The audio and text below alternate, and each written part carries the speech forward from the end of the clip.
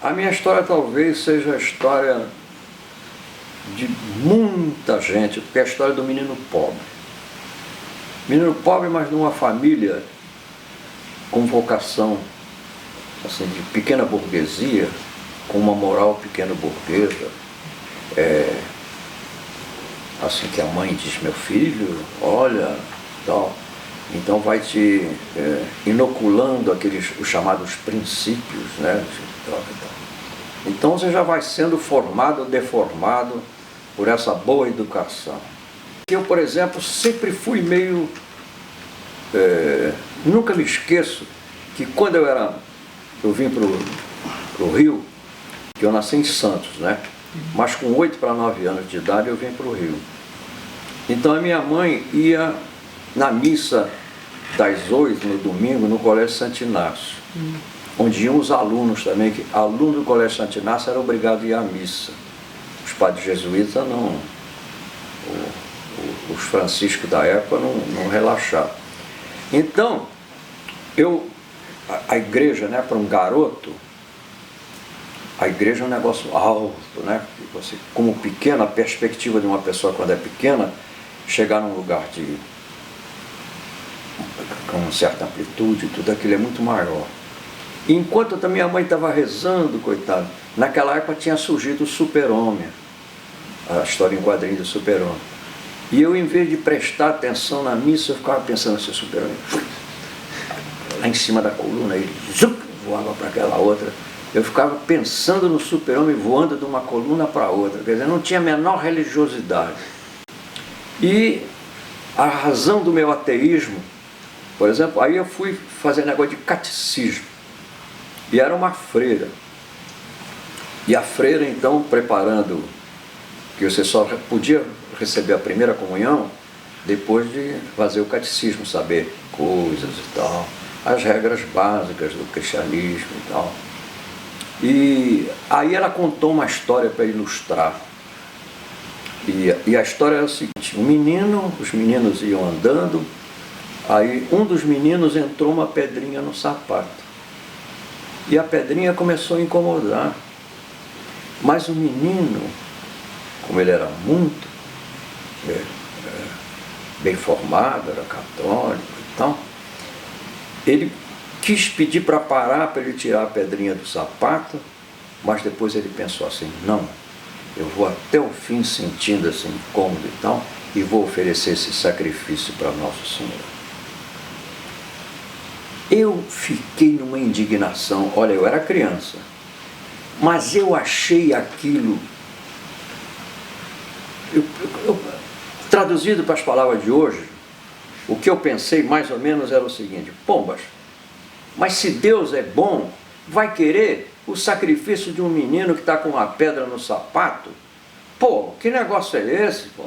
Aquilo me indispôs, aí nasceu, o meu ateísmo nasceu aí, uma pedra no sapato. E o que foi muito bom, porque sendo ateu foi meio caminho para gostar do Marx. Depois, né, quando eu pude começar a me interessar por cultura e tal. Então, a infância de menino pobre é assim, né? Aí você começa a pensar em coisas incentivado pela própria família, o chamado ideal. O que você vai ser quando crescer? Que pergunta atroz. Eu pensei, meu primeiro pensamento era ser engraxate. Pelo seguinte, eu tinha inveja de garotinho, aqueles garotinhos que engraxavam sapato, garoto do povo. Então eles iam com aquelas caixinhas, né? Então o cara dava uma grana, aí ele enrolava aquele treco todo e ia embora. Eu achava aquilo lindo, pô, que liberdade e tal. Aí eu pensei em ser engraxado, crescer para ser engraxado. Depois, aí veio a ideia de ser jornaleiro. Que naquele tempo não tinha só banca de jornal. Tinha os caras que vendiam pela rua, trazia aquele monte de jornal, olha, noite, Globo, tal. E principalmente nos bairros, né, que ele descia do bonde, entrava pelos bairros vendendo assim, a pessoa chamava da porta da casa, então ele ia lá, entregava o jornal. Aí eu achava também jornaleiro, aliás, eu e o autor do Rosinha Minha Canoa e o Zé Mauro Vasconcelos. Meu Pé de Laranja Lima. No Meu Pé de Laranja tem um personagem, ele acompanha um cara que vendia jornal e tal. Mas aí quis a sorte que eu, em vez de ser jornaleiro, fui ser jornalista. Então, mudou um pouco, naturalmente. Mas por que eu fui ser jornalista? Porque, conforme eu imaginava quando eu ia à missa com a minha mãe e ver o Super-Homem, então, eu desenvolvi muito essa capacidade de imaginar coisas. E quando você tem essa capacidade de imaginar, uns vão ser inventores, dá para ser invenção, então. Outros abrem a cabeça para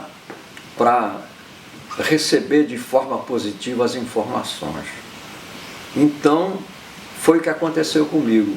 Eu sempre fui muito assim, ao mesmo tempo que eu era muito individualista, isso eu sou até hoje,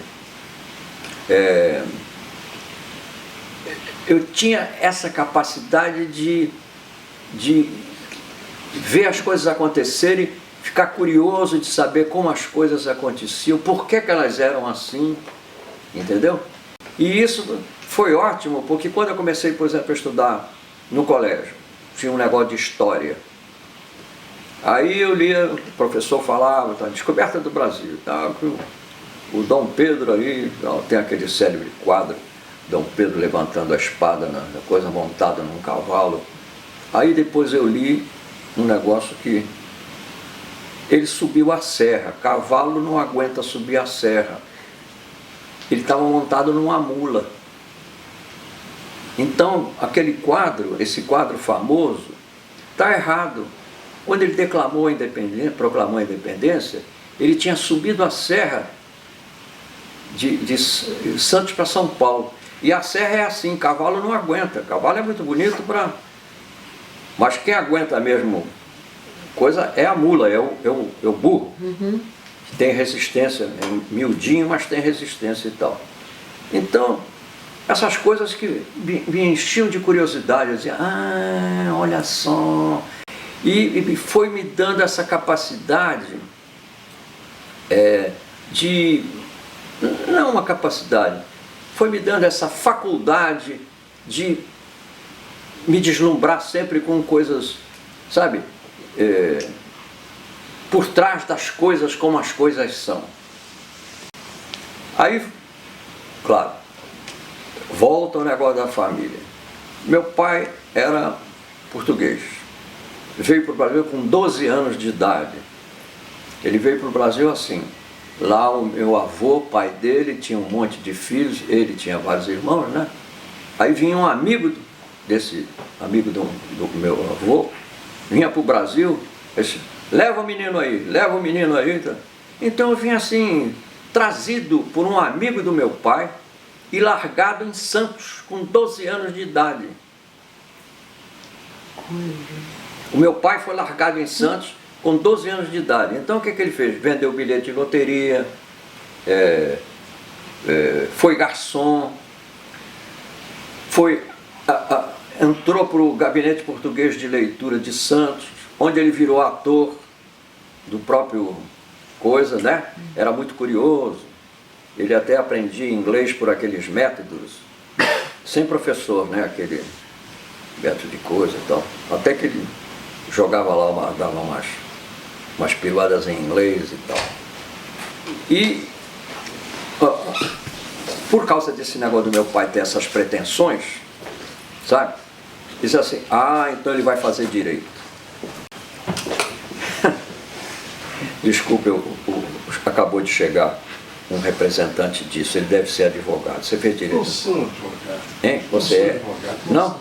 Você fez direito? Eu fiz. Mas eu fiz, a minha faculdade de direito foi aquele estilo banho de carrapaticida. Você bota o gado numa ponta, joga o negócio contra o carrapato, ele sai do outro lado e vai embora. sai como entrou. Foi assim, foi o meu curso de Direito. Mas, quer dizer, a família tem sempre essa pretensão, né?